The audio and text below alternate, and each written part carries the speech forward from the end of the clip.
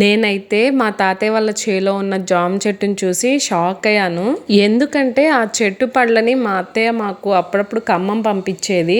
ఆ కాయలున్న సైజ్ చూసి నేను ఈ చెట్టు ఎంత పెద్దగా ఉంటుందో అని ఎక్స్పెక్ట్ చేశాను. కాకపోతే అసలు ఆ చెట్టు అయితే ఎంత చిన్నగా ఉందో, ఆ చెట్టు ఎంత చిన్నగా ఉందో మీకు కూడా చూపిస్తాను చూడండి.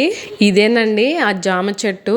చూసారు కదా ఎంత చిన్నగా ఉందో. అత్తయ్య వాళ్ళు మాకు పంపించిన జామకాయలు ఈ చెట్టువే అంటే నేనైతే అస్సలు నమ్మలేదు. నేనేమో మా వారితో ఈ చెట్టు కాదనుకుంటా బావా, అత్తయ్య వాళ్ళు మనకి పంపించింది వేరే చెట్టు అనుకుంటా అన్నాను.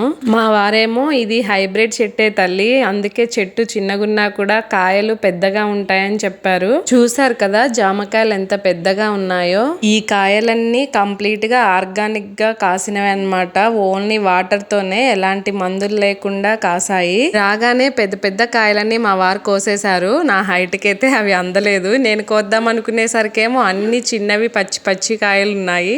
ఇంకా నాకైతే ఒక్క పెద్ద కాయ కూడా దొరకలేదు.